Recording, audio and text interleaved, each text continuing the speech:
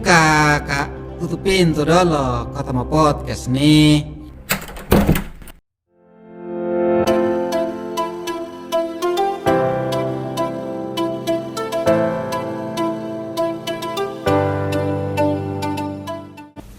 Assalamualaikum warahmatullahi wabarakatuh. Halo Justice Seekers, jumpa lagi di podcastnya Pengadilan Agama SOE. Setelah sekian lama kita vakum, akhirnya we are back. Podcast kesayangan Justice Seekers kembali lagi hadir di sini bersama saya Anindya. Hari ini kita akan berbincang mengenai peran strategis POS Indonesia pada khususnya untuk pengadilan agama. Hari ini kita kedatangan tamu yang sangat spesial. Sudah hadir bersama kita di studio Bapak Eksekutif Manajer PT POS Indonesia Cabang SOE. Selamat datang Bapak. Terima kasih Kak.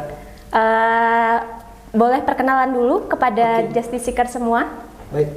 Halo semuanya Sobat Justice Seekers. Perkenalkan saya Lalu Hendrawan Hidayat selaku Eksekutif Manajer KC SOE 85500. Boleh diceritakan sedikit mengenai sejarah singkatnya Bapak nih bergabung dengan PT POS Indonesia sejak kapan? Oke, sejak kapan ya? Jadi untuk bergabung sendiri di PT POS Indonesia Persero, saya terhitung mulai 2014 Kak, di 1 Mei. Oke. Jadi kurang lebih ada sekitar 11 tahun ya, sudah berkecimpung di ranah PT POS Indonesia. Tapi untuk di KCSOE sendiri saya terhitung mulai dari 4 Agustus 2023. Oke. Sobat Justice Seeker tentunya penasaran nih Pak mengenai layanan apa saja yang ada di PT POS Indonesia untuk saat ini.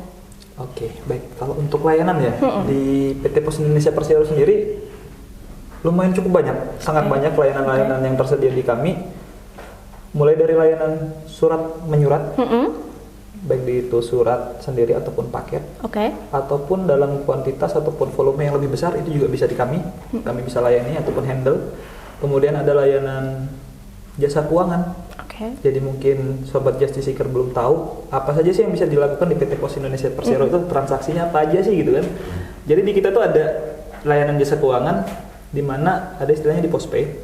Jadi di POSPay itu Sobat Justice Seeker nanti bisa mentransaksikan contoh pembayaran rutin air, pembelian token listrik, pembelian pulsa, ataupun tagihan leasing lainnya seperti FIF ataupun Adira dan hal-hal lain seperti leasing ya, itu bisa semua di layanan PT POS.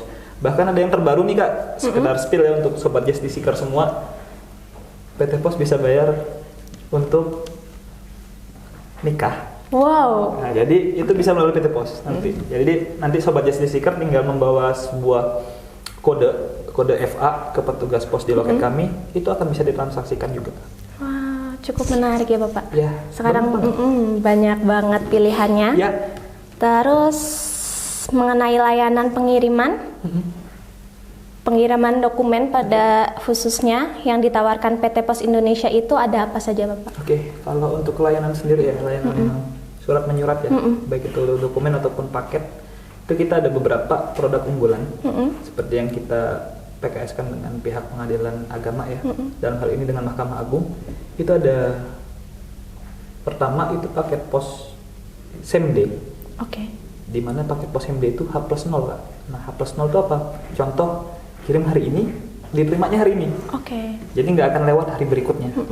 Nah ada kemudian istilahnya produk yang berikut di jenjang yang berikutnya lagi ya, itu ada pos next day, sesuai namanya ya. Next day otomatis hari berikutnya diterima. Kirim hari ini, esok sampai. Nah kemudian ada satu lagi, itu namanya pos reguler. Apa itu pos reguler? Jadi teman-teman kalau kirim pos reguler, itu estimasi SLA, standar level agreement-nya 2 sampai dengan 11 hari. Jadi semuanya tergantung dari daerah tujuannya nih, apakah memang bisa dijangkau dengan waktu tertentu atau tidak.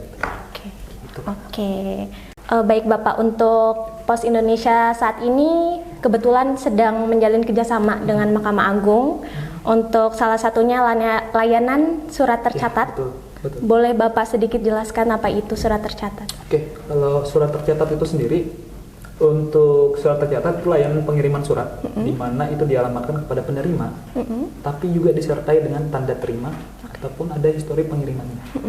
Itu untuk yang surat tercatat. Itu kan tertuang juga di SEMA 1, lebih tepatnya di peraturan MA nomor 7 tahun 2022 di pasal 1 ayat 3 kan. Oke. Baik, untuk keunggulannya Bapak boleh di... Oke, jadi kalau keunggulan menggunakan surat tercatat itu lebih kepada tracking.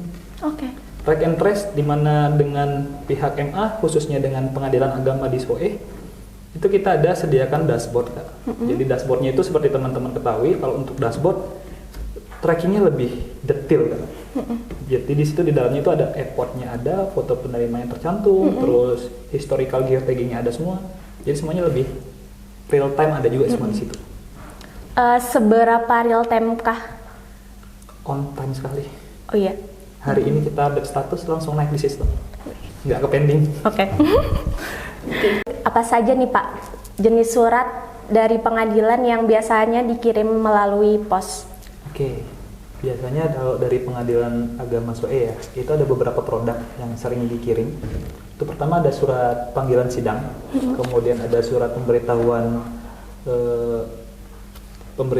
putusan, kemudian ada juga pemberitahuan eksekusi, justice seeker semua. Oke, jadi sudah lumayan lengkap ya.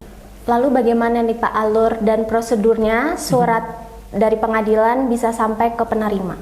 Oke, jadi Sobat Justice Seeker, untuk alur pengiriman surat tercatat sendiri, bagaimana prosedur ataupun alur prosesnya dari awal sampai dengan akhir, sedikit saya gambarkan. Jadi untuk pertama-pertama dari PIC, pihak Pengadilan Agama akan menghubungi kepada PIC kami di kantor pos. Apabila memang surat sudah ready, siap dikirim, akan langsung di pick up oleh petugas kami.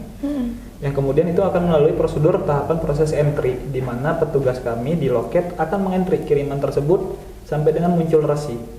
Nah, kemudian setelah melalui tahapan awal, istilahnya di posting loket Kak, itu di first mail, itu akan melalui tahapan berikut di proses mid mail, di mana mid mail ini sendiri ada tahapan lagi. Jadi si surat itu sendiri kita cek dulu, contoh suratnya akan ditujukan ke kecamatan di Kapan misal. Nah, nanti kiriman itu akan kita proses oleh petugas di mid mail. Itu akan diproses dengan istilahnya bagging. Bagging. Bukan lagu Begin ya. Jadi di bagging, di mana bagging itu adalah proses pengepakan kiriman ataupun dimasukkan semuanya ke dalam kantong. Jadi satu kesatuan. Contoh kiriman ke Kapan ada 10 unit atau 10 item. Jadi 10-10-nya itu kirim semua. Setelah melalui itu akan melalui tahapan pengiriman dengan angkutan. Kemudian setelah itu lagi ada lagi tahapannya diterima di kantor tujuan. Contoh di Kapan tadi, otomatis petugas di Kapan itu akan melakukan proses terima, di mana istilahnya unbagging. Kalau internal kami ya, itu ada di unbagging. Kemudian sudah di unbagging, oleh petugas pengantar akan melalui proses tahapan namanya delivery transit ataupun proses perantar. Nah, di perantar ada tahapan lagi Kak. Perantar, antaran, kemudian pasca antar. Nah, semuanya kalau di surat tercatat itu kan terbukukan semua Kak ya. Dari awal sampai dengan akhir. Jadi nanti dari petugas pos kami itu akan setelah melalui tahapan delivery transit, kemudian petugas itu menuju lokasi alamat penerima. Apabila terantar, berhasil antar, nanti tinggal diupdate status. Dan semuanya tersistem di track and trace-nya. Jadi selalu ini ya. Panjang banget. Selalu update juga ya. Terus dari tahapan sepanjang itu, apakah ada Pak perlakuan khusus untuk surat-surat dari pengadilan begitu? Untuk perlakuan khusus ya, ada beberapa perlakuan khusus atas surat tercatat ini, di mana perlakuan khususnya itu kami tidak mentolerir adanya penundaan atas kiriman surat tercatat, meskipun untuk semuanya juga dilarang ya untuk menunda kiriman. Jadi lebih tepatnya untuk kiriman surat tercatatnya apabila ada di luar batas antar, itu kan otomatis akan menunda kiriman itu terantar. Nah, jadi oleh petugas kami itu semaksimal mungkin dan sebisa mungkin surat itu diterima pada hari itu, akan diantar pada hari itu juga. Ini itu untuk Sobat Seekers, perlakuan khusus pada surat tercatatnya SOE. Jadi sangat tercatat, sangat real time semua. Jadi semua prosesnya ini memastikan bahwa surat pengadilan sampai di alamat penerima dengan baik. Baik, betul. Ya. Terus apa nih Pak kendalanya apabila alamatnya itu tidak lengkap atau tidak ditemukan? Apa yang dilakukan oleh pihak pos?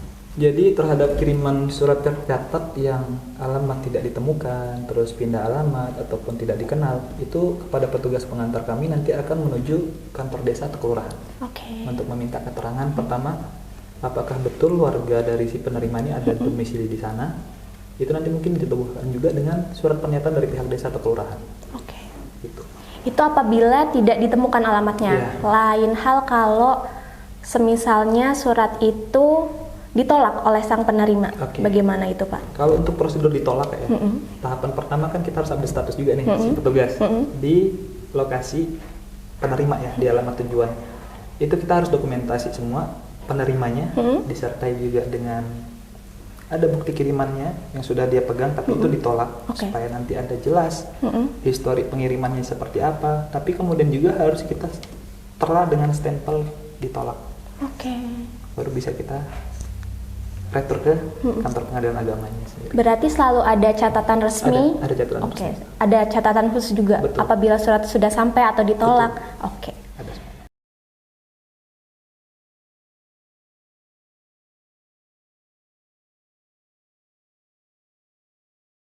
Bagaimana pihak pos menjaga kerahasiaan isi surat terkait surat-surat pengadilan? Biasanya itu ada beberapa yang harus rahasia, tidak boleh ada yang tahu begitu Pak. Oke, baik. Pada sobat seeker, justice seeker ya? Justice seeker semua, untuk kiriman yang melalui PT Pos Indonesia Persero itu dilarang kepada petugas kami untuk melakukan buka kiriman ataupun mengetahui isi kiriman. Jadi petugas kami semua itu mengantarkan kiriman itu semuanya diperlakukan secara private. Jadi rahasianya terjaga semua. Jadi tidak ada petugas kami yang akan membuka isi kiriman dan mengetahui apa isi kiriman itu sendiri. Berarti itu masuk ke dalam kode etik atau SOP pos sendiri ya? Betul sekali. Terus apakah ada pelatihan khusus nih bagi petugas pos yang menangani dokumen-dokumen dari pengadilan, khususnya pengadilan agama? Untuk pelatihan sendiri ada Kak. Jadi dari supervisor kami untuk di operasi kurir itu akan mengadakan sejenis refreshment knowledge. Jadi istilahnya pada para petugas itu semuanya dibekali apa saja sih hal-hal yang harus dilakukan gitu loh. Terus apa saja sih hal-hal yang tidak boleh dilakukan. Itu semuanya nanti akan disampaikan semua di refreshment knowledge itu sendiri, dan itu kita adakan rutin sih Kak. Terus bagaimana pandangan Bapak mengenai kerjasama yang sekarang sedang dilakukan antara Pos Indonesia dengan Mahkamah Agung, khususnya pengadilan agama itu sendiri? Bagaimana sejauh ini Pak?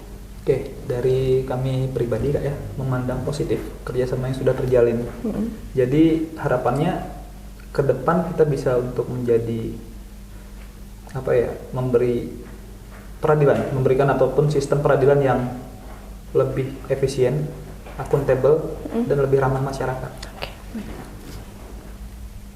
Kemudian juga kerjasamanya juga membantu untuk juga meningkatkan efisiensi dan efektivitas terhadap pelayanan pada masyarakat itu sendiri, yang dimana khususnya dalam proses penyampaian surat menyurat, khususnya surat tercatat kepada para pencari keadilan. Tentunya pasti ada tantangan atau hambatan-hambatannya nih Pak. Betul, banyak. Apa saja bisa dijelaskan sedikit? Kalau tantangan dan hambatan, lebih cenderung kita ini kan wilayah yang termasuk kategori 3T ya. Ya betul. Jadi memang sebagian besar daripada petugas kami, dari petugas pengantar khususnya, itu sering menyampaikan Pak, jarak jauh, jarak jauh, kemudian medan yang terjal dan ekstrim segala macam, itu semua menjadi tantangan kami. Tidak membuat itu menjadi udahlah nggak usah anter, nggak boleh dong. Iya betul. Jadi harus kita sikapi juga dengan bijak. Ada itu masuk, suka tidak suka, kami harus proses untuk antar. Tapi tetap itu menjadi tantangan tersendiri bagi kami dan juga tim di kantor pos. Tapi sejauh ini belum pernah ada yang sampai tidak terkirim karena jarak yang jauh itu Pak? Tidak ada, semuanya terantar semua. Sangat hebat ya. Terus, wah ternyata banyak banget nih insight yang kita dapetin ya Sobat Justice Seekers. Nah pertanyaan terakhir nih Pak IM, apa harapannya dari pihak Pos Indonesia untuk mendukung sistem peradilan yang lebih efisien, akuntabel, dan ramah masyarakat? tentunya untuk poin ini ya, terakhir ini ya. Iya. Oke, poin terakhir nih untuk para sobat Justice Seeker, harapan kami pribadi memandang positif sih untuk kerjasama yang sudah dilakukan antara Mahkamah Agung dengan PT Pos Indonesia Persero dan lebih khususnya pada kantor pos cabang SOE dengan Pengadilan Agama SOE. Baik, untuk harapan sendiri dari kami dari PT Pos Indonesia Persero, kami sendiri berharap apa kerjasama yang sudah dijalin ini bisa berkesinambungan dan berjalan baik dan lancar. Tentunya apabila ada hal-hal yang perlu diselesaikan agar bisa dikomunikasikan dengan intens ya, lebih pada menjaga ataupun menjalin komunikasi sendiri dengan harapan apa yang sudah terjalin ini bisa menciptakan efisiensi, akuntabel dan efektivitas serta ramah masyarakat kepada para pencari keadilan tentunya, di mana semuanya ini bisa kita capai secara bersama, bukan hanya peran dari kami saja, tentunya dari pihak Pengadilan Agama SOE dan juga peran serta kami sendiri dari kurir. Kemudian tahapan yang berikut itu bagaimana caranya kami supaya jangan sampai apa yang sudah kita jalin jangan sampai ada yang tertunda. Oke. Jadi tertunda dalam hal apa gitu ya? Tertundanya dalam hal seperti ini. Ada surat yang sudah masuk, tapi kami pending nganternya. Iya. Itu kan nanti akan menimbulkan kerugian bagi para pencari keadilan, Iya, gitu betul. kan? Dan juga kalau bisa kami harus juga mempercepat. Kalau bisa lebih cepat, kenapa tidak? Betul. Jadi itu harapan-harapan kami pribadi Kak. Tentunya dari kerjasama yang sudah kita jalin itu sama-sama saling bermanfaat satu sama lain. Mungkin itu. Terima kasih untuk waktunya Pak IM sudah Sama-sama. hadir di podcast Pengadilan Agama SOE ini. Kita jadi lebih banyak tahu. Terus untuk kedepannya semoga kerjasama yang kita jalin semakin berjalan lancar. Amin. Terus Amin. PT Pos Indonesia semakin maju. Begitu teman-teman. Terima kasih Justice Seekers. Sampai jumpa kembali di Podpas, podcastnya Pengadilan Agama SOE. See you.